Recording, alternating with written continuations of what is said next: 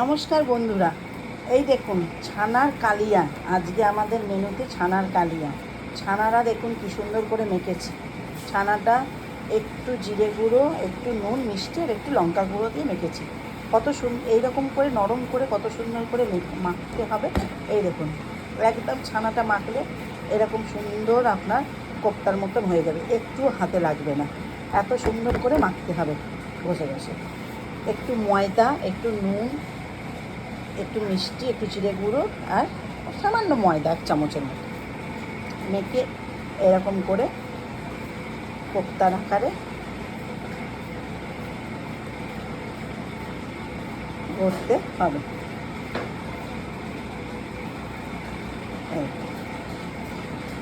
দেখুন ঘি দিইনি, কিন্তু ছানাটা এত সুন্দর মাখা হয়েছে, ছানাটা থেকেই এত ঘি তেল বেরিয়েছে। এই এরকম করে ছানার কোপ্তাগুলো আমি করে নেব। আগে কোপ্তাগুলো করে নিই, এইবার দেখাচ্ছি কীভাবে ছানার কালিয়াটা আমি করি।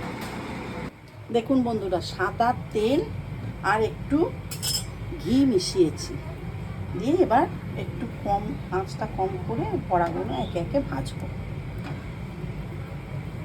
দেখুন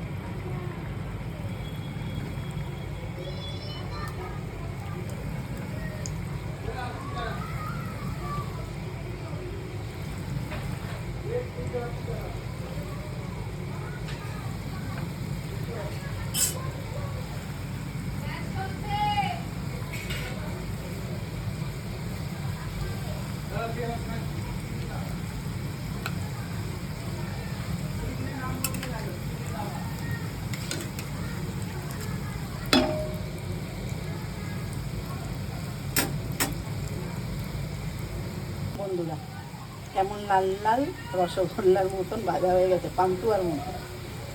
দেখুন ব্যাস, এরকম করে আর যতগুলো আছে সবগুলো ভেজে নেব, তারপর আপনাদের গ্রেভিটা দেখাবো।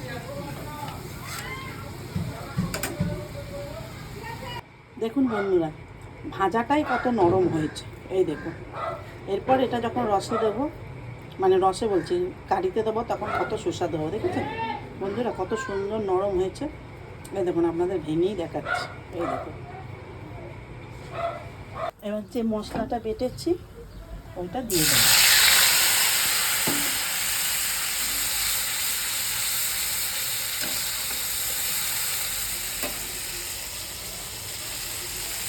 মিষ্টিটা দিয়ে জল দেবো।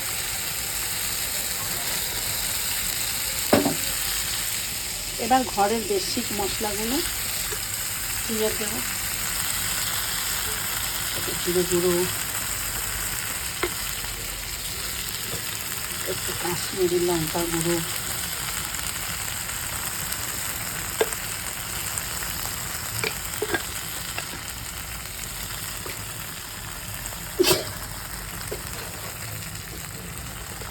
সামান্য হলুদ, হলুদটা বেশি না,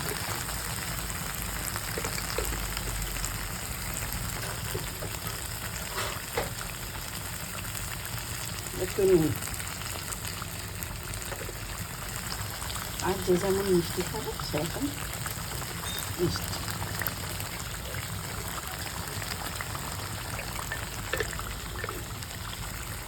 ব্যাস, এবার এটা তেল ছাড়া অবধি কষা হবে।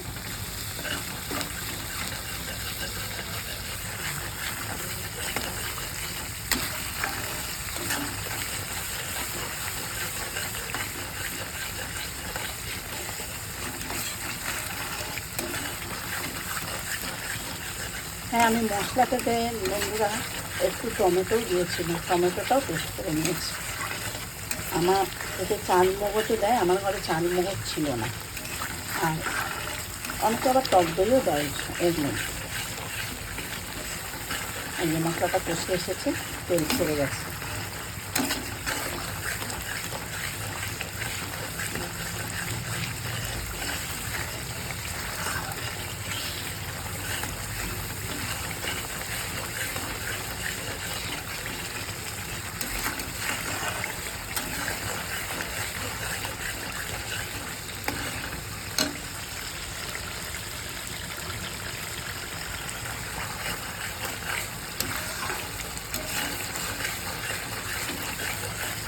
বন্ধুরা মশলাটা খুব ভালোভাবে কষে গেছে, একদম তেল ছেড়ে দিয়েছে। দেখুন একটু কষতে হবে, কেন কাজু বাদামটা আছে তো, কাজু বাদাম একটু কষে দিলে ব্যাস।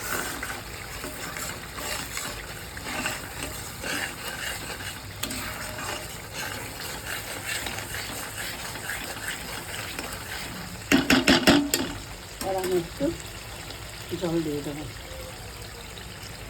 জলটা কিন্তু সাধারণ ঘরের জল নয়, দেখে বুঝলেন জলটা কী জল দিলাম বলুন তো।